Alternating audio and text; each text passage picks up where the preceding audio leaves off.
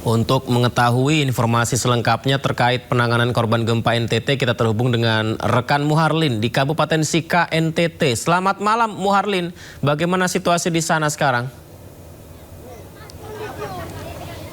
Selamat malam Yudi dan juga pemirsa, untuk situasi di tempat kami melaporkan saat ini yaitu di Maumere, Kabupaten Sika, tepatnya di tenda pengungsian gelanggang olahraga Samagor. Terlihat di belakang saya ini para pengungsi yang didominasi oleh anak-anak sedang mengantri untuk antri mendapatkan minuman begitu, dan memang untuk di wilayah yang salah satu wilayah yang cukup terdampak cukup parah yaitu di Maumere, Kabupaten Sika, dan berbagai bantuan juga memang sudah mulai berdatangan, bantuan makanan, bantuan pakaian, dan juga bantuan dari sejumlah pihak. Ini salah satunya kami akan berbincang sedikit terkait dengan bantuan yang sudah diberikan kepada para pengungsi di sini dari relawan Dompet Duafa ya. Oke, selamat malam Mbak Siska. Dengan Siska Sulaiman dari Dompet Duafa. Mungkin dari Dompet Duafa sendiri sudah apa saja yang sudah bantuan yang sudah disalurkan bagi para pengungsi yang ada di sini, dan mungkin yang belum yang dibutuhkan apa saja? Baik, untuk saat ini alhamdulillah kita dari Dompet Duafa dari hari pertama bencana dari tanggal 15 sampai dengan hari ini kita sudah memberikan layanan pos hangat kepada masyarakat yang terdampak di Maumere sendiri. Kemudian untuk saat ini kami mendata bahwa ternyata ada beberapa kebutuhan ibu-ibu seperti selimut untuk bayinya, kemudian ada popok juga yang sangat dibutuhkan, kemudian selain itu susu juga, dan ada beberapa ibu-ibu yang menyampaikan bahwa mereka juga ternyata membutuhkan kebutuhan untuk memberikan kehangatan kepada anak-anaknya seperti minyak telon dan lain sebagainya. Itu untuk saat ini, karena dari yang sejauh ini juga 4 hari terakhir untuk kebutuhan dapur atau sembako dan lain sebagainya itu juga sudah lumayan alhamdulillah banyak sekali dari berbagai macam bantuan dari berbagai yayasan dan lain sebagainya begitu. Kemudian untuk masyarakat para pengungsi di sini akan bertahan berapa lama sih Mbak kalau boleh tahu, dan total ada berapa jumlah pengungsi di sini? Iya. Kalau untuk totalnya sendiri terdata per tanggal 17 kemarin itu sekitar 1.312 jiwa. Kemudian untuk berapa lamanya bertahan, dari informasi yang kami dapatkan mereka di sini kemungkinan selama 2 minggu. Jadi selama 2 minggu itu kalau memang kondisinya aman dan tidak ada lagi bencana atau gempa susulan, itu kemungkinan mereka akan dibubarkan begitu. Kalau selama itu belum juga berarti akan bertahan gitu. Selain bantuan berupa makanan dan juga pakaian, apa saja ini kan didominasi banyak kan anak-anak yang banyak. Mungkin ada program sendiri terkait dengan mungkin ada trauma healing dan juga memberikan hiburan kepada anak-anak, ada nggak sih? Terkait dengan hiburan untuk adik-adik yang ada di pengungsian Maumere ini, kami juga sempat diskusikan juga bersama dengan tim relawan Dompet Duafa yang ada di Maumere. Kami berencana untuk mengadakan kegiatan-kegiatan yang bernuansa memberikan keceriaan kepada adik-adik yang ada di sini. Tadi juga kita sudah berkoordinasi juga dengan Kemensos untuk mendiskusikan besok paginya di jam 10 itu kami mendiskusikan terkait dengan jadwal apa saja yang nantinya kita mau ngadain beberapa hari ke depan. Jadi dari kami ada terfikir untuk bagaimana kita ngadain untuk hari Jumatnya kita buka misalnya kuis Islami. Jadi kita adain pos untuk adik-adik Muslim, kita ngadain kuis Islami dengan mereka. Kemudian mungkin ini juga usulan untuk DD Pusat juga.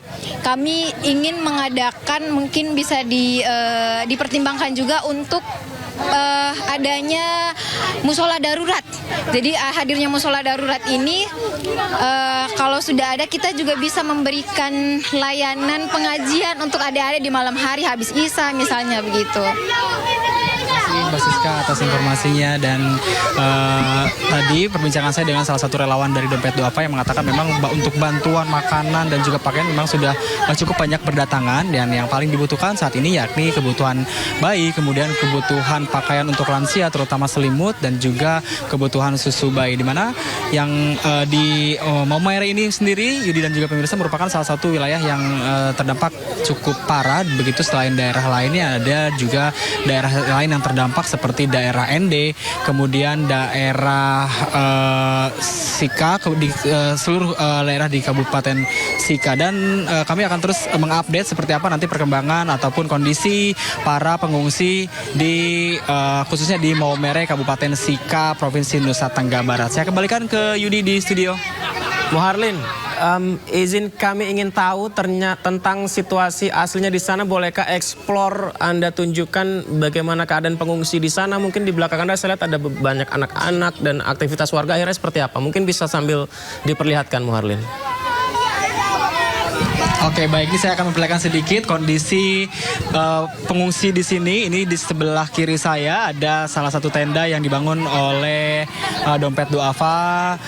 Karena hari sudah malam, aktivitas mereka tadi sudah mereka bareng-bareng begitu untuk mengambil makan malam. Sekarang kondisinya mungkin sedang banyak yang istirahat, juga mengingat malam sudah di sini sudah mulai memasuki pukul 9 waktu Indonesia Timur. Dan juga selain para pengungsi yang tengah beristirahat, juga di sebelah kanan saya ini juru kamera saya akan memperlihatkan situasi dari anak-anak yang tengah ini lagi pada antri untuk minum begitu, Yudi dan juga pemirsa. Saya akan mencoba berbincang dengan salah satu. Nah, sini ada yang mau ngomong. Namanya siapa? Firdaus. Firdaus di sini dari pagi sampai sekarang ini ngapain aja nih kegiatannya kalau Main sama teman. Senang nggak di pengungsian sini? Senang. Apa aja sih yang kamu butuhkan gitu selain makanan dan pakaian, apa saja yang diperluin gitu?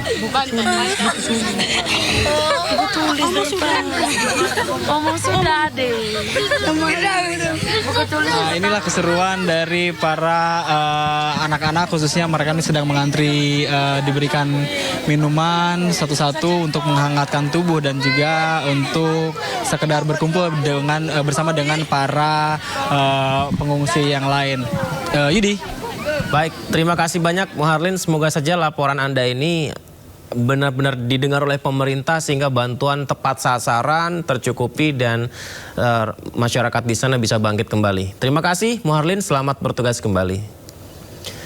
Baik, informasi lain pemirsa, Kepala BGN Sudaryono menginstruksikan seluruh SPPG terdekat di sekitar lokasi bencana gempa NTT untuk siaga membantu pemenuhan makanan bagi masyarakat terdampak. Sebagai langkah penanganan darurat, BGN resmi merevisi Surat Edaran Nomor 7 Tahun 2025 yang disesuaikan dengan kondisi tanggap darurat terkini.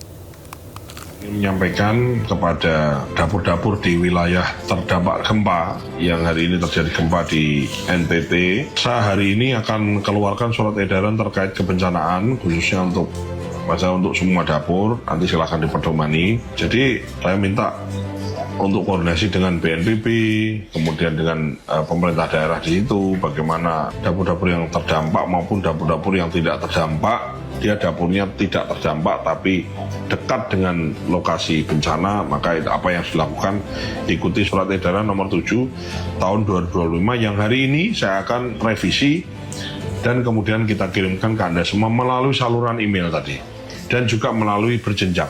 Ya pemirsa, kalau ada kuis sebutkan sila kedua Pancasila. Jawabannya apa? Kemanusiaan yang adil dan beradab. Ya, soalnya PLT Bupati Pati salah membacakan teks Pancasila di sila kedua pada upacara kemerdekaan. Jadi PLT Bupati Pati Risma Ardi Chandra viral setelah salah membaca sila kedua Pancasila saat upacara Hari Kemerdekaan. Kesalahan dilakukan saat menyebut sila nomor 2 menjadi keadilan yang adil dan beradab. Wah, salah itu ya. Meski begitu, peserta upacara tetap menyebut yang benar sila kedua, yakni kemanusiaan yang adil dan beradab. Pemkab Pati pun memberikan klarifikasi di mana katanya ternyata Bupati Pati atau PLT Bupati Pati lagi kurang sehat, sedang sakit sehingga kurang fokus dalam membacakan teks Pancasila. Cepat sehat ya Pak Bupati. Pancasila. Satu. Ketuhanan yang Maha Esa. Dua. keadilan yang adil dan beradab. 3. Persatuan Indonesia. 4. Kerakyatan yang dipimpin oleh hikmat kebijaksanaan dalam permusyawaratan perwakilan. 5. Keadilan sosial bagi seluruh rakyat Indonesia. Berita viral lagi di Sanggau, Kalimantan Barat kali ini. Oknum pejabat tidak hiraukan anak-anak yang tampil pasca HUT kemerdekaan RI, pemirsa.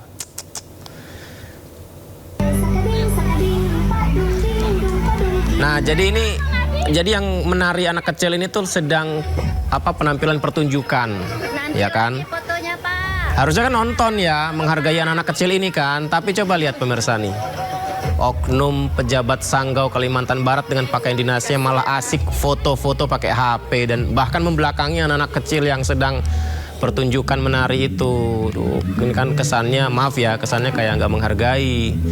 Peristiwa ini terjadi di lapangan komando Kecamatan Sekayam, Kabupaten Sanggau, Kalimantan Barat. Alih-alih menonton anak-anak yang tampil dan menari, sejumlah oknum pejabat ini malah beberapa kali menghalangi penonton menyaksikan pertunjukan.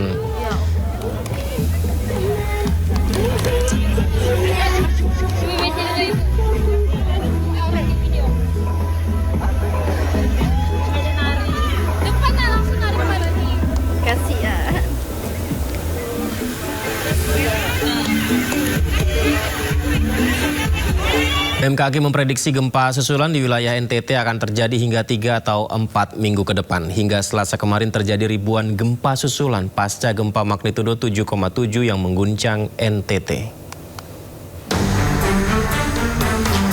BMKG mencatat lebih dari 2.000 gempa susulan di wilayah NTT terjadi hingga Selasa kemarin dengan magnitudo 1,3 hingga magnitudo 6,2. 24 gempa susulan dengan magnitudo di atas 5 dan 70 kejadian dirasakan masyarakat NTT. Adapun sejumlah wilayah berstatus siaga antara lain Manggarai bagian utara, Ngada bagian utara yakni Ende, Flores Timur dan Jeneponto. Sementara status waspada diberlakukan di Flores Timur, Bima Dompu dan Wajo.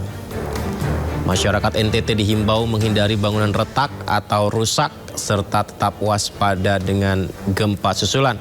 BMKG terus memantau aktivitas gempa bumi susulan dan menyampaikan pemutakhiran informasi secara berkala kepada masyarakat.